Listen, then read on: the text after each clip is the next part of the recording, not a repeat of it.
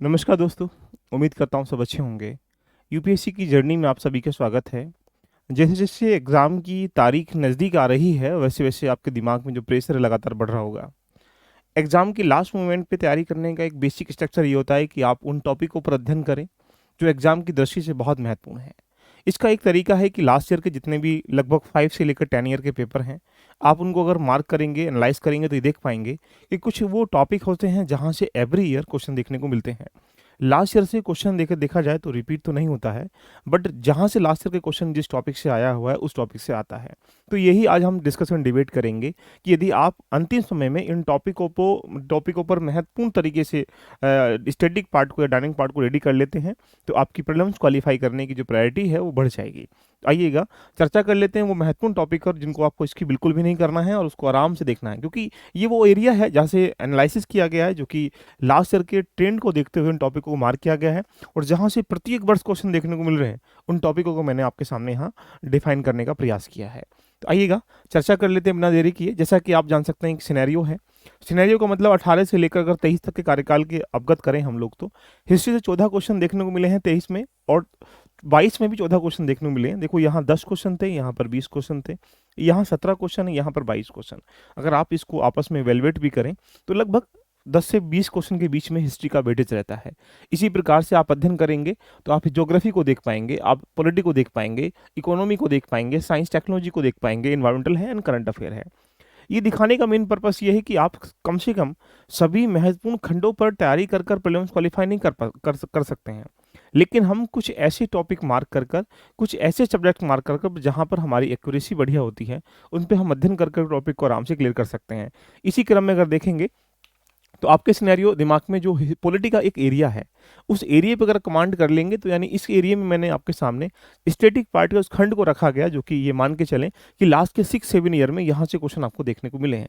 जैसे अगर आप जाएंगे इंडियन कॉन्स्टिट्यूशन का एक बेसिक स्ट्रक्चर क्या है देखिएगा, इसमें फीचर्स क्या होते हैं, कहाँ से क्या लिया गया, रिसोर्सेज क्या है, ये आप जरूर देख लीजिएगा एक बार। उसके बाद जो राइट्स हैं इससे एक क्वेश्चन है, ये डीपीएसपी है, इलेक्टोरल प्रोसेस। देखो मैंने इलेक्शन कमीशन को नहीं रखा गया, इलेक्टोरल प्रोसेस को रखा गया, क्योंकि चुनाव भी चल रहे हैं। हाल ही में चर्चाओं में रहा है इलेक्टोरल बॉन्ड हो या बाकी अन्य गतिविधि हो, वो सारी देखने को यहाँ मिली है। एग्जीक्यूटिव जो कार्यपालिका है, लेजिस्लेचर जो यहाँ पर विधायिका है, जुडिशरी जो यहाँ पर न्यायपालिका है। फेडरलिज्म से यानी कह सकते हैं फेडरलिज्म या यूनिटरी सिस्टम से एक क्वेश्चन डेफिनेटली देखने को मिलता है। यहाँ पर लोकल गवर्नमेंट, ये एक ऐसा टॉपिक है जो कि यूपीएससी के प्रीलिम्स में अगर देखेंगे तो इस टॉपिक को अलग से सब्जेक्ट वाइज डिफाइन कर रखा है। अगर चर्चा करेंगे तो यहाँ बातचली स्कीम क्या है या ड्यूटीज क्या है, सिटीजनशिप क्या है, प्रेम्बिल, पार्लियामेंट है, कैबिनेट कमेटी। ये कैबिनेट कमेटी से भी क्वेश्चन यहाँ घूम लेते। जैसे लास्ट ईयर में अगर देखेंगे तो सिर्फ इतना ही पूछ लिया था कि कैबिनेट के जो कैबिनेट मंत्री होते हैं उनके 4 प्रकार के होते हैं, जबकि वो 3 प्रकार के होते हैं, जैसा कि आप जानते भी हैं। तो यहाँ पर नॉन कॉन्स्टिट्यूशन जितनी बॉडीज हैं या कॉन्स्टिट्यूशन बॉडीज, जैसे कि यूपीएससी कॉन्स्टिट्यूशन बॉडी है, नॉन कॉन्स्टिट्यूशन बॉडीज के अलावा जो कि संवैधानिक नहीं है, स्टेटरी बॉडी है, उसको भी एक बार दिमाग में रखिएगा। आर्टिकल 316 का भी चर्चाओं में है। सेंटर स्टेट रिलेशन को भी एक बार जरूर देख लीजिएगा। इंटर स्टेट जो कोऑपरेशन है उसको एक बार देख लें। इमरजेंसी प्रोविजन, देखो इमरजेंसी प्रोविजन को अगर देखना है तो उसको इंप्लीमेंट कैसे करते हैं या उसको हटाते कैसे हैं या कितनी बार लगाएगा, कैसे लगाया, ये सब बेसिक बेसिक बातें नहीं पूछता है। ये आर्टिकल 352 से लेकर 360 के बीच में जो वहाँ पर डाटा है उसको किस प्रकार से इंप्लीमेंट करने की प्रक्रिया होती है, यहाँ से क्वेश्चन यूपीएससी प्रीलिम्स में देखने की भूमिका में रहता है। अगर जुडिशियल बॉडी जितनी भी है, इंटरनेशनल ऑर्गेनाइजेशन के बारे में भी क्वेश्चन पॉलिटी के सापेक्ष में पूछ लेता है, जैसे डब्ल्यूटीओ है, यूएन है या अन्य जितनी भी डब्ल्यूएचओ है, जितनी भी गतिविधियां हैं, जो ऑर्गेनाइजेशन संगठन है, उनसे भी क्वेश्चन प्रीलिम्स में पूछने की भावना रहती है। रिट्स इन कॉन्स्टिट्यूशन देख लीजिएगा, बड़ा लॉजिकल कंसेप्ट डाला है। इलेक्टोरल रिफॉर्म भी क्वेश्चन एक इंपॉर्टेंट है। दिल्ली सर्विस बिल जैसा कि 2023 में लेके आए थे वो भी बड़ी चर्चाओं का है। एंटी डिफेक्शन जिसको हम लोग दल बदल कानून के नाम से जान सकते हैं, ये तो हर साल देखने को आपको प्रश्न क्वेश्चन मिल जाता है। इंडियन पैनल कोड जिसको आईपीसी के नाम से जान सकते हैं, हाल ही में आपने देखा होगा 3 अमेंडमेंट किए गए थे, बड़ी चर्चाओं में था, इसको भी एक बार डिफाइन करेंगे तो अच्छा रहेगा आपके लिए। ऐसे ही जी20 समिट अभी काफ़ी चर्चाओं में रहा था, तो इसको भी आप दिमाग में रखें। तो पॉलिटी के सापेक्ष में कुछ ये टॉपिक हैं, अगर आप इन पर अध्ययन कर लेते हैं तो ये मान के चलें कि आपकी जो पॉलिटी के आने वाले क्वेश्चन हैं 10 से 15 के बीच में, उसकी एक्यूरेसी लगभग 80-90% आराम से हो जाएगी। इसी क्रम में अगर हम लोग देखें तो यहाँ पर सेकंड टॉपिक हमारे पास इकोनॉमी का है। इकोनॉमी का ये वो एरिया है जहाँ पर 101%, क्योंकि इकोनॉमी से लगभग 15 से 20 क्वेश्चन दिए जाते हैं, जहाँ पर 3 से 4 क्वेश्चन स्टैटिक होते हैं, बाकी सारे क्वेश्चन डायनेमिक होते हैं। डायनेमिक भी स्टैटिक पार्ट से मिलकर बनाए जाते हैं, यानी जिसको स्टेरोडायनेमिक के नाम से हम लोग जान सकते हैं। इसी क्रम में अगर देखें तो basic Indian economy, what is difference between the economy, economics, है ना, टाइप ऑफ इकोनॉमी या सेक्टर ऑफ इकोनॉमी, यानी डिपार्टमेंट या टाइप, इस तरह से क्वेश्चन वो लगातार पूछ लेता है। इकोनॉमिक मॉडल कौन कौन से होते हैं? प्लानिंग इंडिया जो फाइवर प्लान है हमारे 1952 से 51 से स्टार्टिंग होकर, जो हमारे 12 पंचवर्षीय योजना है, उसकी जगह नीति आयोग आ जाता है। वो किस प्रकार से 7 year, 3 year, 5 year, 25 year, 15 year, इन सब के ईयर को प्लान को सेट करता है। क्वेश्चन बहुत आराम से पूछता है। जीडीपी और जीएनपी और बैंकिंग के बारे में काफ़ी अच्छा क्वेश्चन है। मनी सप्लाई क्या होता है ये भी आप एक बार देख लीजिएगा। नेशनल इनकम तो भाई रट लीजिएगा, नेशनल इनकम किसी भी एस्पेक्ट से क्वेश्चन पूछ सकता है, चाहे वो किसी कह सकते हैं आर्टिकल रिपोर्ट्स वगैरह से या किसी डाटा से, किसी भी क्वेश्चन वो आपसे पूछ सकता है। मॉनेटरी पॉलिसी के एग्जांपल बेस पे कह सकते हैं जो मनी की हमारे पास बैंकिंग प्रणाली होती है, रेपो रेट है, रियल रेपो रेट है।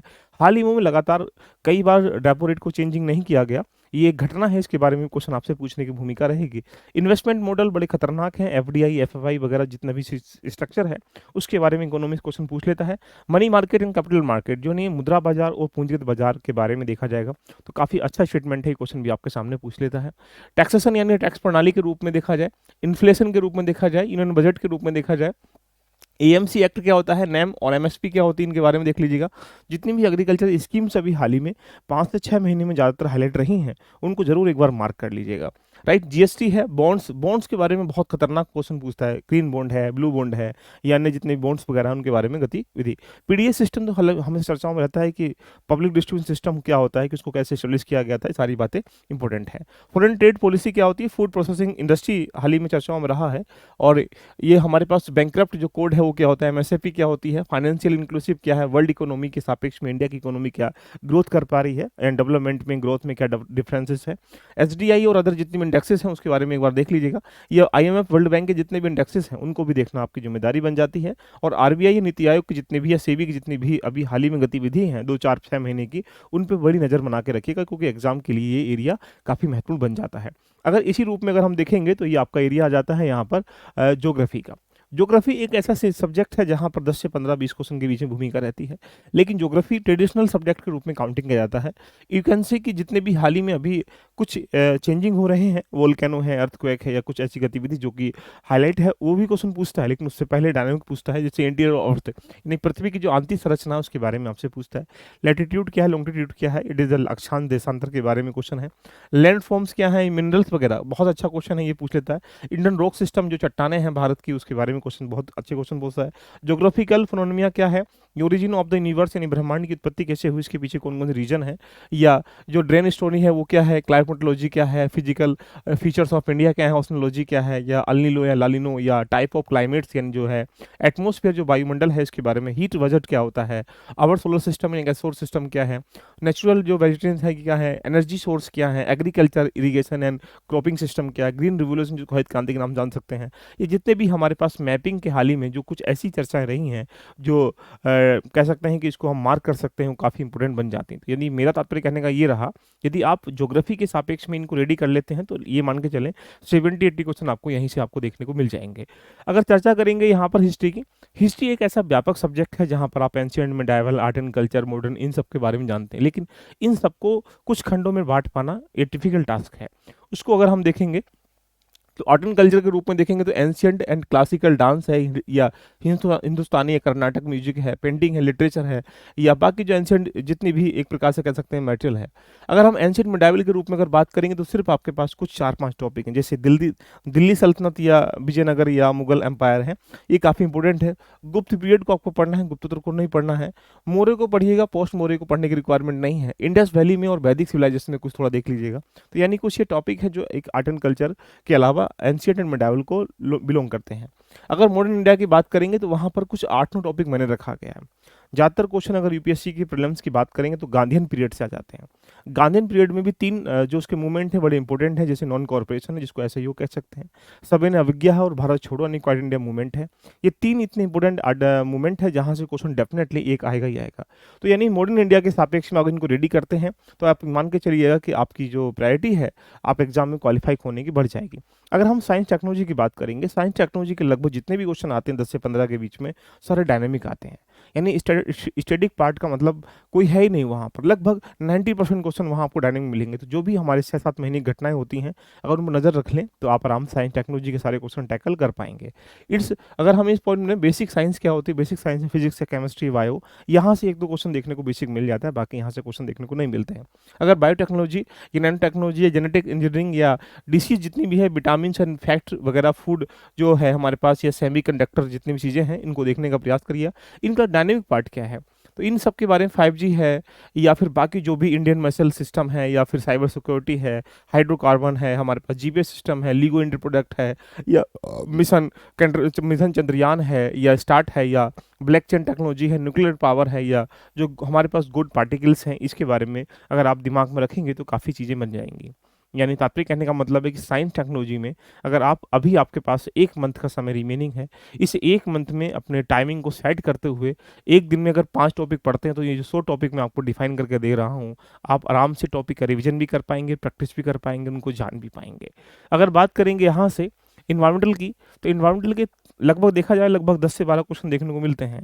उसमें से लगभग 3 से 4 क्वेश्चन जो है स्टैटिक होते हैं, बाकी क्वेश्चन कहाँ से डायनेमिक होते हैं। उन डायनेमिक पार्ट को स्टैटिक पार्ट को अगर मिला लिया जाए तो एक एरिया बन जाता है। जैसे पॉल्यूशन के टाइप क्या होते हैं, इकोलॉजी क्या होता है, इन्वायरमेंटल डिग्रेडेशन क्या होता है, वेस्ट मैनेजमेंट क्या होते हैं, अपशिष्ट प्रबंधन क्या है, या इकोसिस्टम क्या होता है। It is a part of the basic.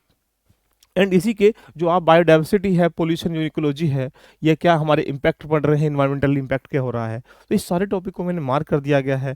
या क्लाइमेट चेंज हो रही है उसको ऑर्गेनाइजेशन कौन कौन से हैं, इन्वायरमेंटल एक्ट है, पॉलिसीज़ वगैरह हमारे पास अवेलेबल हैं, या प्रोजेक्ट टाइगर है, या इंडियन बायोग्राफिकल क्लासिफिकेशंस क्या होती हैं, ग्लोबल वार्मिंग है, ओशियन एसिडिफिकेशन है, ओजोन डिप्लेशन है। तो ये बहुत सारी चीज़ें ऐसी हैं जो मैग्रोव साइट्स हैं, animals and the plant species in news जितनी भी हाल ही में चर्चाओं में रही हैं, इनको अगर आप देख लेते हैं तो ये मान के चलें कि आप एग्जाम की वैरायटी में आगे बढ़ सकते हैं।